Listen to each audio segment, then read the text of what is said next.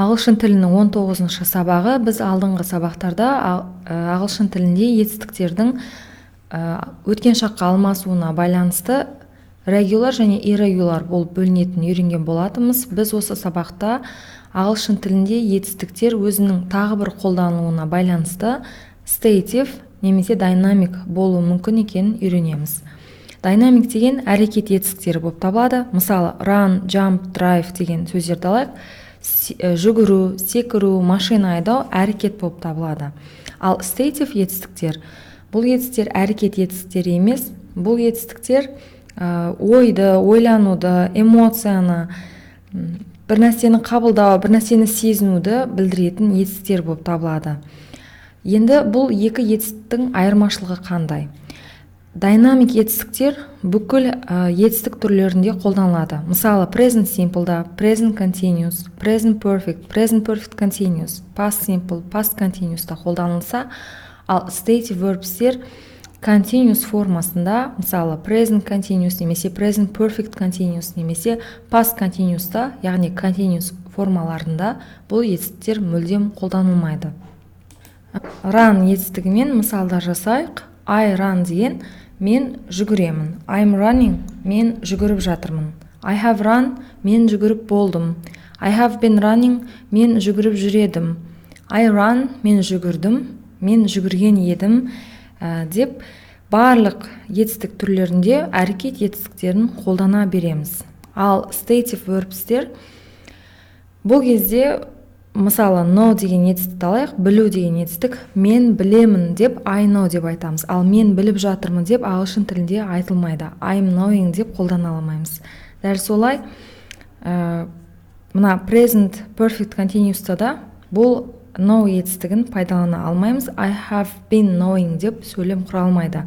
Тек I have known, мен біліп келемін деген сөйлемді жасай аламыз. Дәл солай өткен шақта да біз I knew, мен білдім деп айтамыз, ал мен біліп жатыр едім деп ағылшын тілінде жасалынбайды. Ал have, see, think сияқты етістіктер, бұлар мағынасына қарай кейде dynamic болуы мүмкін, ал кейде stative етістіктер қатарына жатуы мүмкін. Сонымен мысал жасап көрейік. Жалпы ағылшын тілінде stative verbs'тер өте көп емес, яғни эмоцияны, ойды, сезінуді, қабылдауды, иелік етуді білдіретін етістіктер саны қатты көп емес. Міне мынау негізгі етістіктер тізімі: wish, desire, want, envy, hate, like, love, prefer, fear, need деген етістіктер. Мысалы, аударып көрсек, тілеу, қалау, жек көру, ұнату, жақсы көру, басымдық беру, мысалы, құрметтеу, пайымдау, түсіну сияқты етістіктер. Міне бұл сөздер ағылшын тілінде continuous формасында жасалынбайды. Мысалдар көрейік. Do you know the answer? Сен жауапты білесің бе? The protein shake consists of raw eggs, milk and vanilla extract. Протеин коктейлі шикі жұмыртқадан, сүттен және ванила сығындысынан тұрады. What do you mean? Сен нені меңзейсің? Ағылшын тілінде сен нені меңзеп жатырсың деп айтылмайды. Яғни what are you meaning деп continuous формасында бұны қолданбаймыз. We own this house. Біз мына үйді иелік етеміз. I prefer vanilla over chocolate. Мен ванилаға, шоколадқа қарағанда ванилаға басымдық беремін немесе көбірек ұнатамын деген етістік. She seems nervous. Ол ашулы көрінеді. I suppose you are right. Менің пайымдауымша сен дұрыс айтатын сияқтысың, сен дұрыс айтып тұрған сияқтысың. I don't understand. Мен түсінбеймін. I've known my best friend since childhood. Мен балалық кезімнен жан досымды біліп келемін деген сөз. Мына сөйлемде де present perfect'те қолданылып тұр. Біз бұны present perfect continuous'та біліп келе жатырмын деп қолдана алмаймыз. I want to swim. Мен жүзгім келеді. Немесе жүзуді қалаймын. Ағылшын тілінде I'm wanting to swim. Мен жүзуді қалап жатырмын деп айтпайды. We agree with you. Біз сенімен келісеміз. This book belongs to the teacher. Осы кітап мұғалімге тиесілі деп мысалдарды жасаймыз. Сонымен ағылшын тілінде мынау әрекет етістіктерін біз барлық етістік түрінде, етістік формаларында жасай аламыз. Ал stative verbsті де солай, бірақ тек continuous формасына, яғни созылмалы формада біз бұл етістіктерді қолдана алмаймыз. Бірақ қолданысына қарай, мағынасына қарай кейде дайнамик, кейде stative болатын етістіктер бар. Осы етістіктермен мысал жасап көрейік. Мысалы, think деген етістік. Stative болатын кезі I think it's good. Менің ойымша дегенді білдіреді. Менің ойымша бұл жақсы сияқты. Ал дайнамик әрекет ретінде айтатын болсақ, мысалы, мынандай мысал жасауға болады. I'm thinking about my next holiday. Мен ойланып, толғанып жатырмын. Келесі демалысым туралы ойланып, толғанып жатырмын мағынасында дайнамик қызметін атқару мүмкін, яғни әрекетті білдіру мүмкін.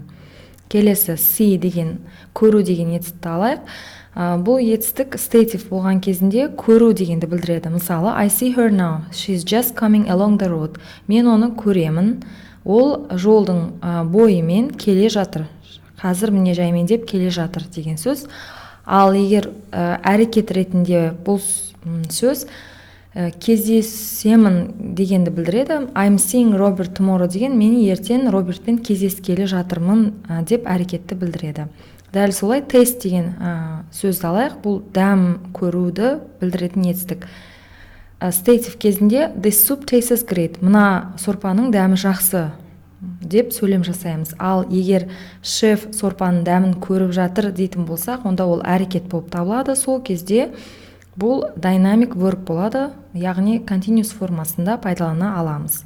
Smell деген алайық, иісін көру дегенді білдіреді. Егер ол dynamic болса, онда міне мына мысалды қарайық. He is smelling the fish. Ол балықтың иісі бар ма жоқ па, иісін көріп жатыр деген мағынаны білдіреді. Ал I smell a fish деген маған балықтың иісі келіп тұр, мұрдыма балықтың иісі келіп тұр деген мағынада бұл stative етістік болып табылады. Дәл солай have және be етістігін алайық. Have етістігі бар болу дегенді білдіреді. Егер бұл етістік stative болса, Jeremy has a Mercedes. Джеремидің Мерседесі бар деп мысалдар жасаймыз. Ал әрекет ретінде көбінде бұл сөз тіркес болып жүреді. Мысалы, have a shower bath деген душ немесе ванна қабылдау. Have a rest демалу, have fun қыдыру, қуану дегенді білдіреді. Have breakfast, have lunch, have dinner деген таңғы ас ішу, обед ішу, кешкі асты ішу дегенді білдіріп, осында тіркес арқылы әрекет ретінде пайдаланылады. Мысалы, Sarah is having lunch. Сара обедін ішіп жатыр деп біз сөйлемді жасай аламыз.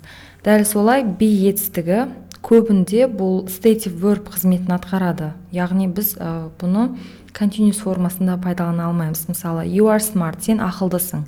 Ал егер уақытша, мысалы, бір емтиханда отырып, ақылды болып кетіп, бүкіл берілген тапсырманы жасап тастаса, онда біз you are being smart, сен ақылды болып кетіпсің, ақылды болып бара жатырсың деп, сондай кездері бұл етістікті дайнамик ретінде, яғни continuous формасында пайдалана аламыз. Шын тілінде етістіктердің басым көпшілігі дайнамик әрекет етістіктері болып табылады, бірақ осындай ойлану, эмоцияға, сезінуге байланысты етістіктер тізімі мынадай, яғни салыстырмалы түрде өте аз.